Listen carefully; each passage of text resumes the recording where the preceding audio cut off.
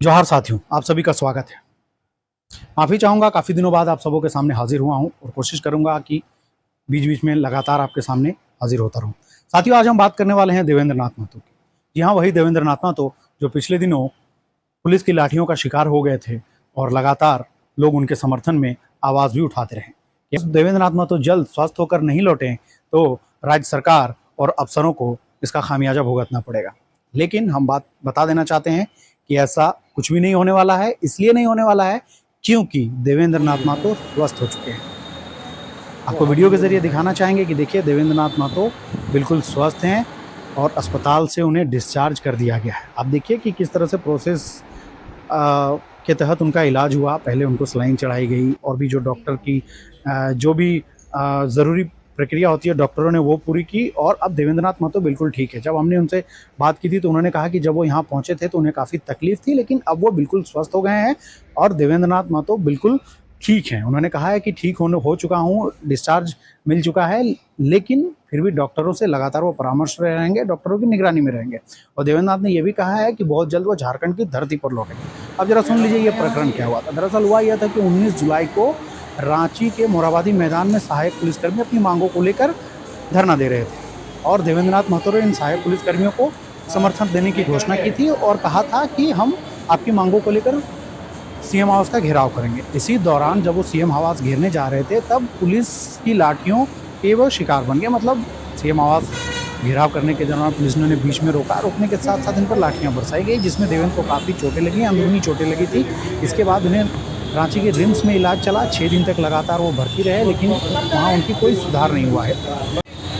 लेकिन उनकी हालत में वहाँ कोई सुधार नहीं हुआ। तब डॉक्टरों से परामर्श लेने के बाद देवेंद्र और उसके समर्थकों ने उन्हें दिल्ली लेकर आए और दिल्ली में इनका इलाज चला। दिल्ली के इसी अस्पताल जो आप देख सकते हैं गुरु गोविंद सिंह अस्पताल में देवेंद्र नाथ महतो का इलाज हुआ और अब देवेंद्र ठीक है। अब ज़रा दोस्तों बात कर लेते हैं कि इस दौरान देवेंद्र नाथ महतो को लगातार ठीक होने की दुआएं राज्य भर में की जा रही थी। झारखंड वासी देवेंद्र की ठीक होने की कामना कर रहे थे।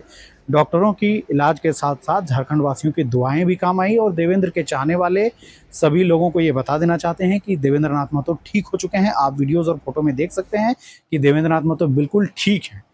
अब हमने देवेंद्र से बात करने की कोशिश की तो देवेंद्र ने कहा कि अभी तो बेड रेस्ट पर मैं रहूँगा, थोड़ी रेस्ट लेने के लिए डॉक्टरों ने सलाह दी है, इसलिए लोगों से ज़्यादा बातचीत नहीं कर रहा हूँ, लेकिन दिल्ली से झारखंड रवाना होने से पहले आपसे बात ज़रूर करूँगा और रांची से दिल्ली आने के दौरान, इस इलाज के दौरान किन किन लोगों ने उनका साथ दिया, किन किन लोगों ने क्या कुछ जो भी हुआ, वो सारी चीज़ों पर देवेंद्र ने कहा कि वो खुलकर बात करेंगे। अब आपको पता है कि इस दौरान जब देवेंद्र दिल्ली आए, टाइगर जयराम भी आए थे, दिल्ली में उनसे मुलाकात नहीं हुई। इस दौरान राजनीति और विरोधियों की तरफ से कई बातें भी कही गई थी कि टाइगर जयराम और देवेंद्र नाथ महतो के बीच सब कुछ ठीक ठाक नहीं चल रहा है। जब इस सवाल पर हमने देवेंद्र नाथ महतो से पूछने की कोशिश की तो देवेंद्र नाथ महतो ने साफ कहा कि मैं इस मुद्दे पर भी अपनी बात रखूंगा, लेकिन जिस तरह की बातें मीडिया में चल रही हैं, जो सब बातें, वो सब बातों का कोई आधार नहीं है। हमारे बीच सब कुछ ठीक है। और उन्होंने कहा कि हाँ, मुलाकात कई कारणों से नहीं हो पाई, लेकिन टाइगर जयराम से उनकी बात हुई है, सब कुछ ठीक ठाक है। और ये बात जयराम ने भी खुद कही है कि टेलीफोन के जरिए देवेंद्र से उन्होंने उनका हालचाल जाना था और सब कुछ ठीक ठाक है।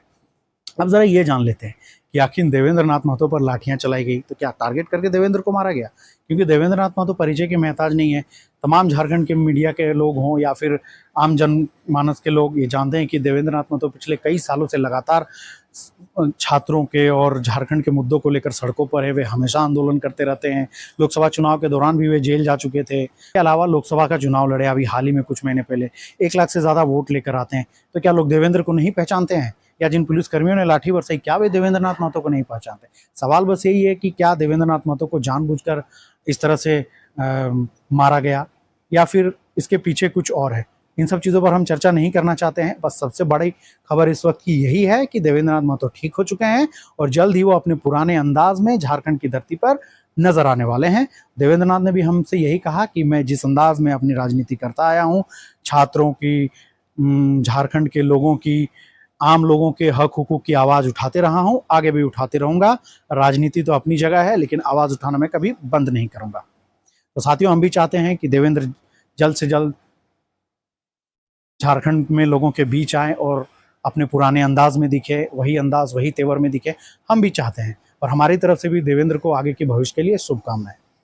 तो साथियों, आपको कैसी लगी हमारे तरफ से दी गई ये जानकारी, हमें ज़रूर बताएं और ऐसे ही और वीडियोज़ के लिए हमारे चैनल को लाइक, शेयर और सब्सक्राइब ज़रूर करें। जय हिंद, जोहार।